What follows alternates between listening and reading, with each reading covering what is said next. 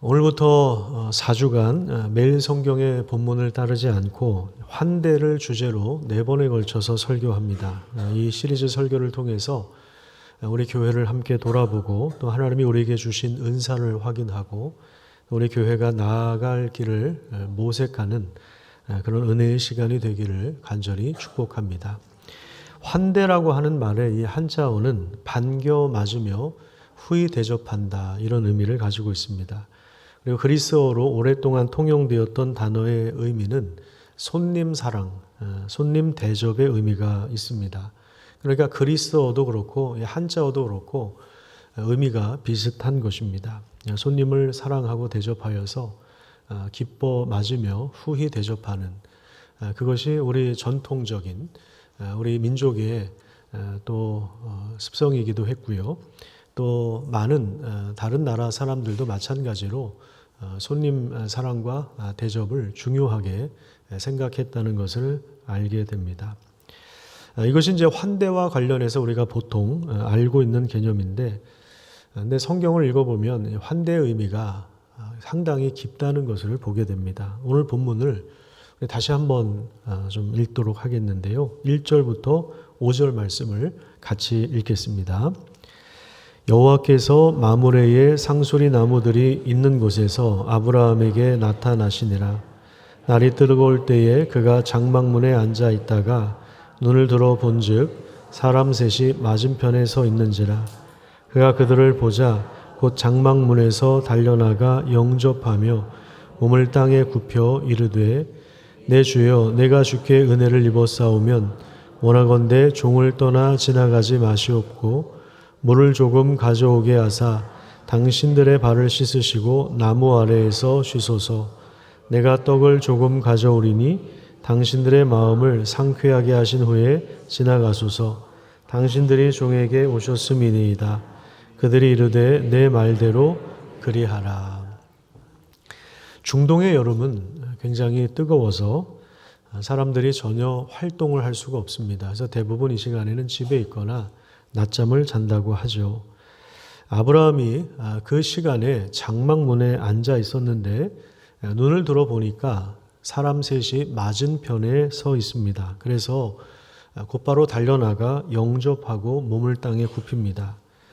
아브라함의 입장에서 볼 때 이렇게 더운 날 저 사람들 그냥 지나가다가 쓰러질 수도 있지 않을까, 그런 생각을 했을 수도 있습니다. 같은 장면을 보고도 어떤 사람은 그냥 무심하게 지나가기도 하지만 어떤 사람은 세심하게 살핍니다. 아브라함이 눈을 들어 봤다는 것은 단지 그 눈앞의 현상을 봤다는 것에 머문 것이 아닙니다.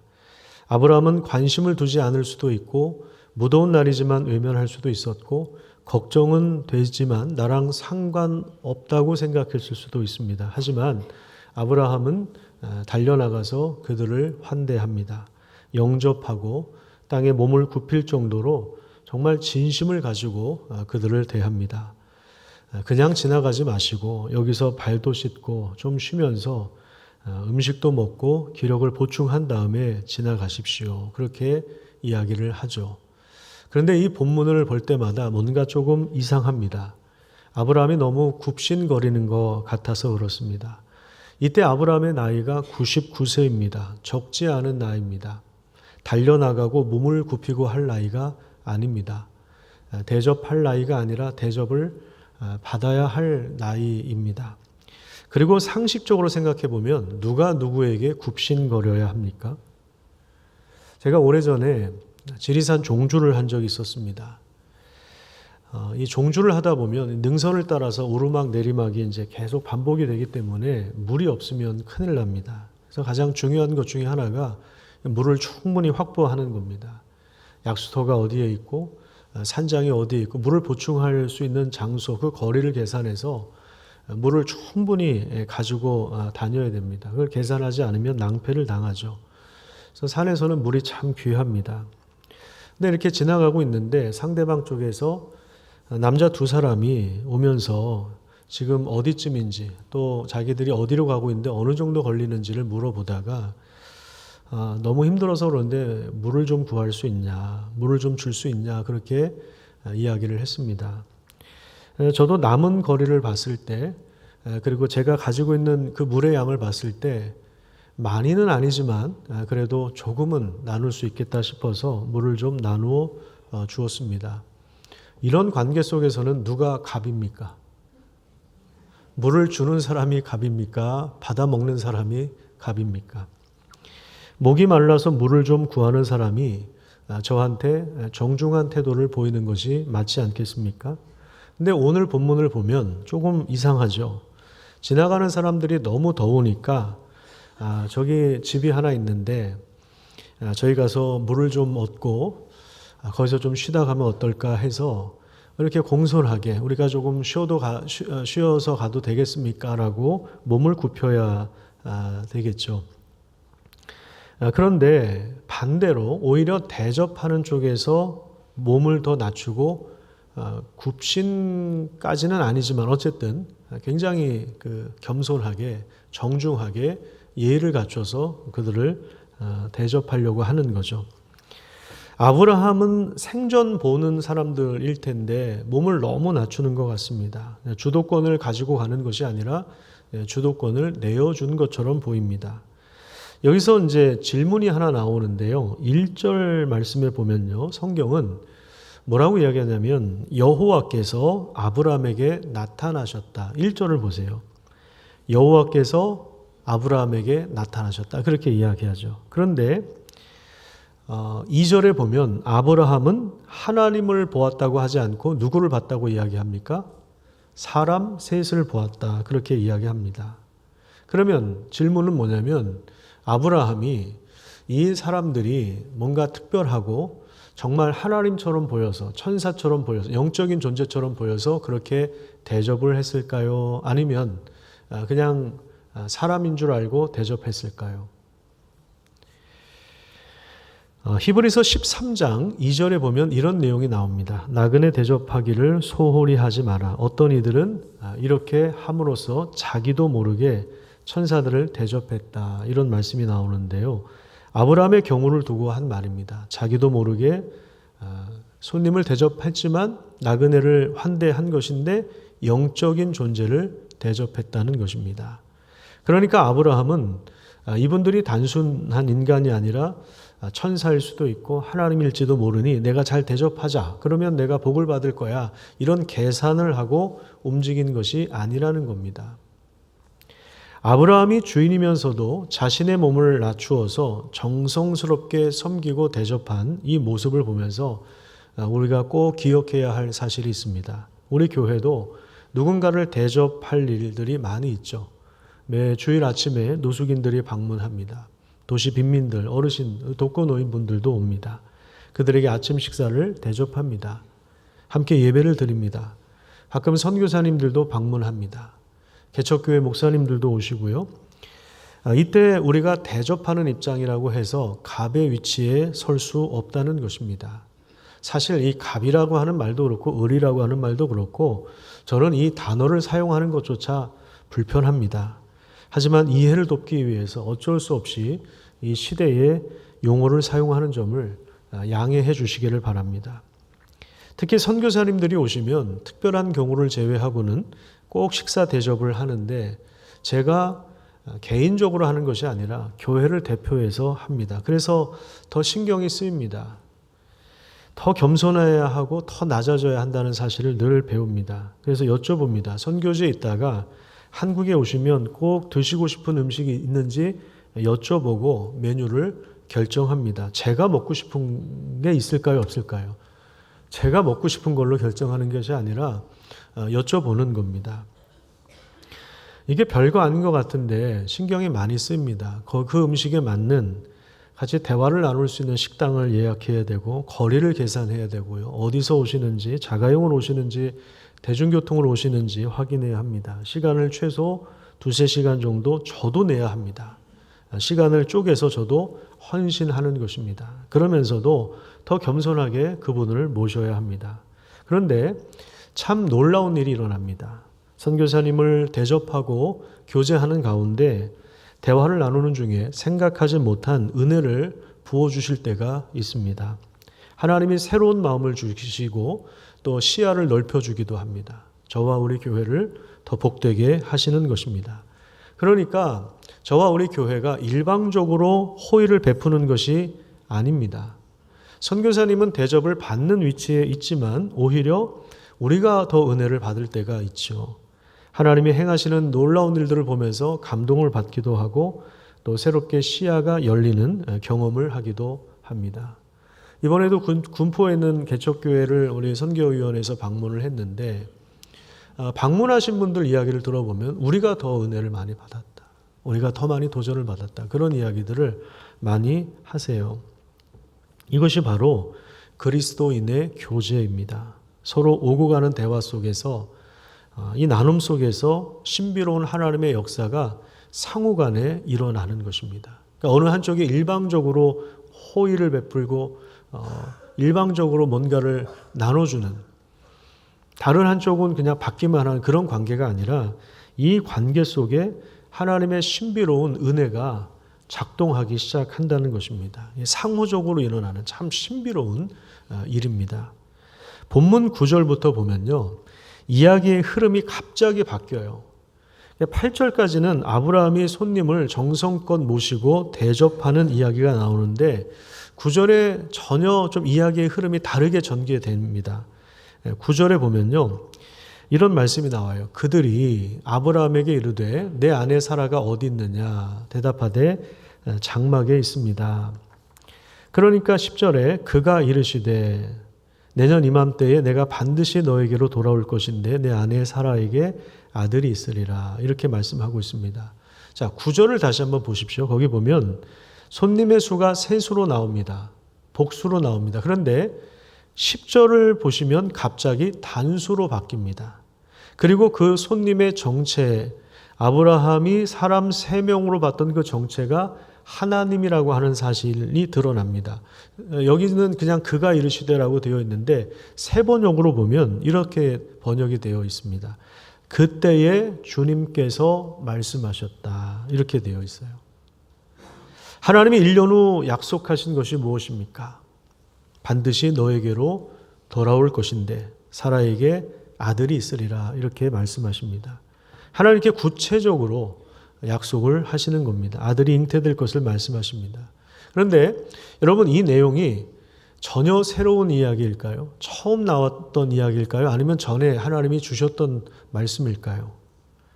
하나님은 이미 아브라함이 75세 때에 나타나셔서 창세기 12장에 보면 내가 너를 복을 줄 것이고 너의 후손을 많게 할 것이고 그리고 그들이 복의 근원이 될 것이고 그들을 통해서 모든 민족을 복을 줄 것을 하나님이 이미 말씀하셨습니다. 너를 통해서 큰 민족이 일어나고 열방을 축복하는 자들이 될 것임을 이미 말씀하셨습니다. 그리고 그 중간중간에도 하나님이 이 언약의 말씀을 계속해서 주셨고요. 그 다음에 17장을 보십시오. 17장 2절을 보면 하나님이 전에 약속하신 말씀을 다시 갱신하세요. 그래서 내 언약을 두고 다시 언급하는 내용이 뭐냐면 너를 크게 번성하신다고 하십니다. 또 15절부터 보면 아브라함 아내의 이름을 바꾸어 주시면서 여러 민족의 어머니라고 하는 그 의미를 주십니다. 17절에 보면 아브라함이 속으로 웃었습니다. 이거는 헛웃음이에요. 정말 재밌어서 웃겨서 웃는 웃음이 아니라 헛웃음이에요. 불가능한 일을 말씀하시니 우리 성가대 찬양한 것처럼 아멘 아멘 아멘 해야 되는데 그냥 헛웃음을 짓는 겁니다. 그런데 19절에 보면 하나님이 아들 이름까지 알려주세요. 아들 이름까지 지어주십니다. 이름 짓는 일이 참 어렵잖아요. 그런데 하나님이 이름도 지어주셨습니다. 그러면서 영원한 언약을 세우십니다. 이름을 뭘로 지어주셨습니까? 이삭이라고. 이삭이 무슨 이름이에요? 토스트 이름이 아니라 이삭은 웃음이라고 하는 의미를 가지고 있습니다. 웃음. 하나님도 참 재밌죠. 네가 웃었으니까 아들을 줄 건데 이삭이라고 할 거다. 하나님은 유머의 최강자입니다. 하나님 얼마나 재밌는 분인지 모릅니다. 또 21절을 한번 볼까요? 17장 21절에 보면 이 언약을 내년 이 시기에 태어날 이삭과 세울 거야. 하나님이 이렇게 말씀하세요. 자, 그리고 21장으로 가서 보겠습니다. 21장 1절을 보십시오. 어떻게 됩니까? 하나님이 말씀하신 대로 사라를 어떻게 하셨다고요? 돌보십니다. 여러분, 하나님이 말씀하신 대로 오늘 우리를 돌보신다는 사실을 기억하시기를 바랍니다. 그리고 하나님이 말씀하신 대로 사라에게 행하셨다. 이게 무슨 말입니까? 아브라함이 100세에 사라가 90세에 아들을 낳았다는 그런 이야기입니다. 그러니까 하나님이 말씀하신 대로 실제로 그 말씀이 이루어졌다는 것입니다. 그러니까 17장에서 하나님이 언약을 다시 새롭게 갱신하시는 내용과 그리고 이름까지 지어주셨고 21장에 진짜 아들을 기적이죠. 이건 사람의 능력으로 될 수 있는 것이 아닌데 그 이야기 중간에 18장에 아브라함이 환대한 이야기를 하고 있는 것입니다.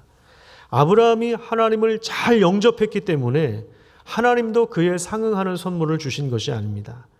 하나님은 우리가 이 정도 했기 때문에 나도 너에게 은혜를 줄게 이런 분이 아니에요. 우리와 그렇게 거래하는 분이 아닙니다.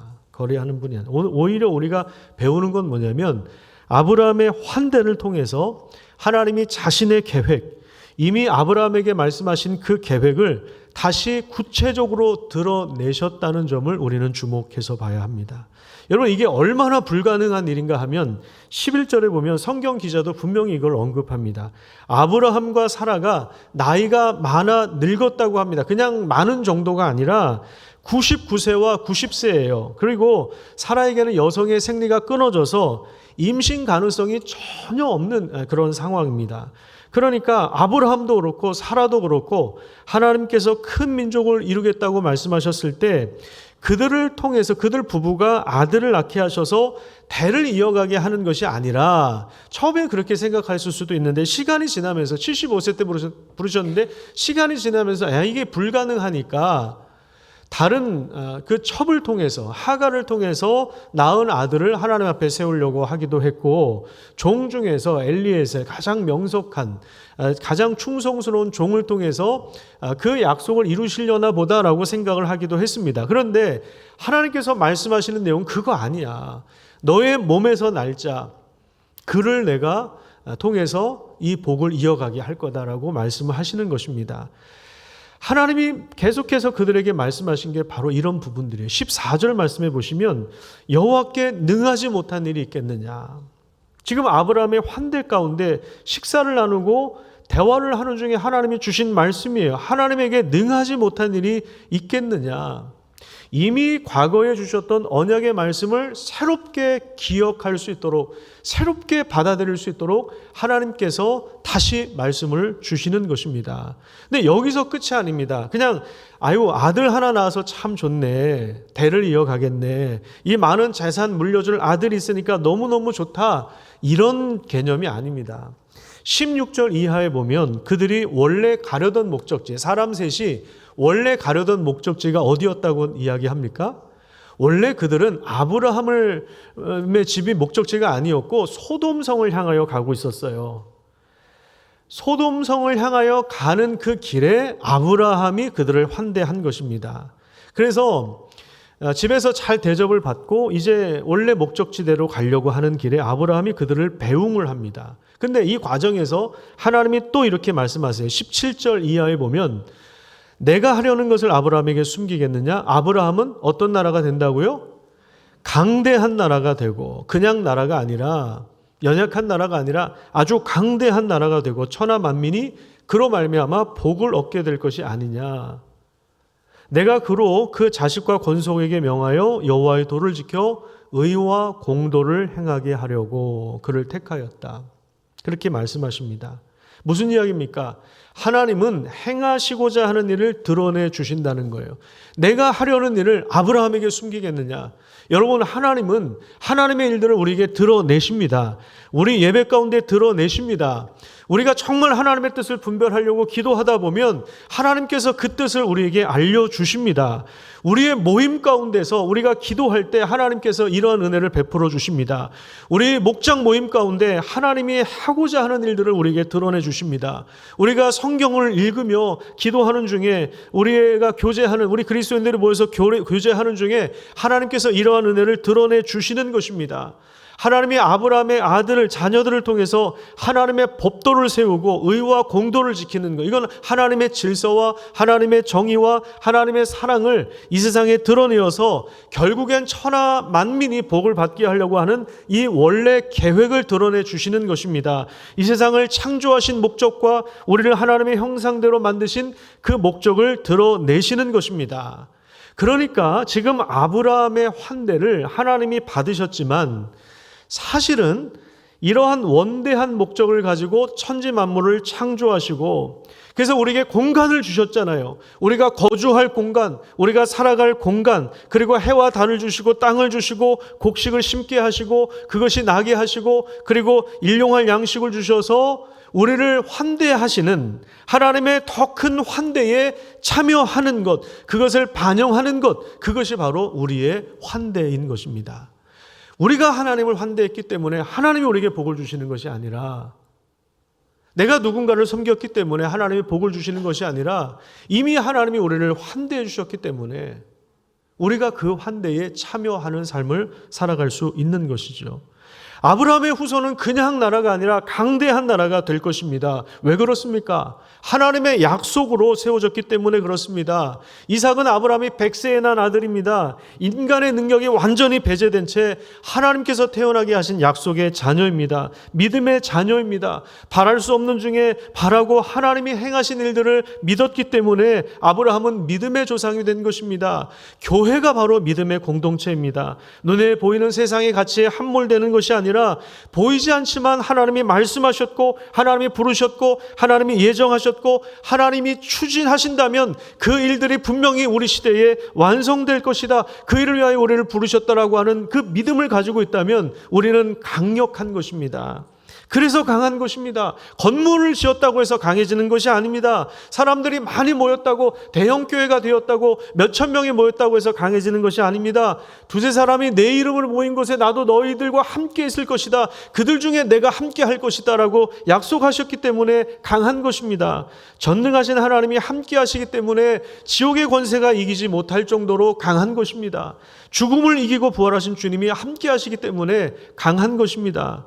하나님 이렇게 역동적으로 일하시는 분입니다. 말씀을 이루시는 분입니다. 약속하신 말씀을 이루시는 분입니다. 그래서 우리가 목장 모임이 중요한 이유는 이 하나님의 약속의 말씀을 다시 한번 우리에게 상기시켜 주기 때문에 그렇습니다. 그래서 우리의 모임이 굉장히 영광스러운 것입니다.